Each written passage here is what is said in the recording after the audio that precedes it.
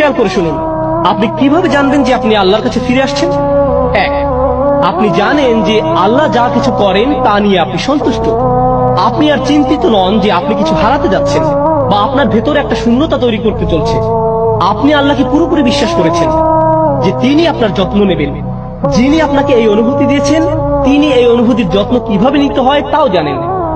আপনি তার সাথে রাদি এবং মারদিয়া, অর্থাৎ আপনি যা কিছু করছেন তা আপনি নিশ্চিত করছেন যে তিনি আপনার সাথে রাজি খুশি আছেন এবং আপনিও তার সাথে খুশি আছেন। তবে প্রতিটি পদক্ষেপে আপনি নিশ্চিত করছেন যে আপনি নিজেকে বলতে পারছেন, আমি এই পদক্ষেপ নিয়েছি, অন্য লোকেরা হয়তো বিরক্ত হয়েছিল, তবে আমি জানি আল্লাহ আমার সাথে সন্তুষ্ট।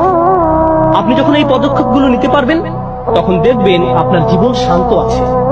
হয়তো পৃথিবীতে বাইরে অনেক বিশৃঙ্খলা সৃষ্টি হতে পারে, কিন্তু ভেতরে সব ঝঞ্ঝাট বন্ধ হয়ে যাবে, অন্তর হবে পুরোপুরি প্রশান্ত।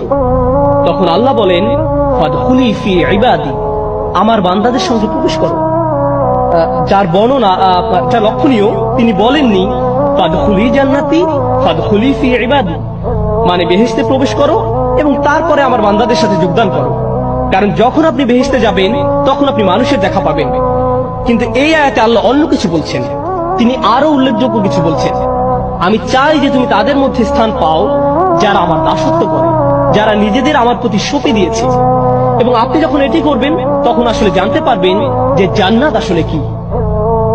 এটি কেবল আখিরাতের জান্নাত নয়, এই আয়াতগুলোতে সেটাও আছে, তবে এখানেও আরো একটি জান্নাত আছে। তারপরে যখন সেই জান্নাতের সাক্ষাৎ ঘটে তখন সব কিছু থাকে শান্ত, কোনো উদ্বেগ বাকি থাকে না।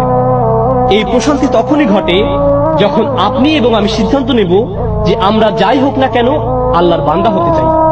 আমাদের আনুগত্য এমনকি আমাদের নিজস্ব আবেগের কাছেও নয়, আমাদের আনুগত্য আল্লাহর প্রতি। যখন আমরা নিজের ভিতরে এটি করতে পারি, যখন আমরা এই ধরনের হিজরত করতে পারি, তারপর আল্লাহ বলেন, ফাদখুলি ফি ইবাদি ওয়াদখুলি জান্নাতি, তাহলে আমার জান্নাতে প্রবেশ করো। এটা ফাদখুলিল জান্নাহ নয়, বেহেশতে প্রবেশ করো, জান্নাতে প্রবেশ করো, না, ওয়াদখুলি জান্নাতি, আমার জান্নাতে প্রবেশ করো।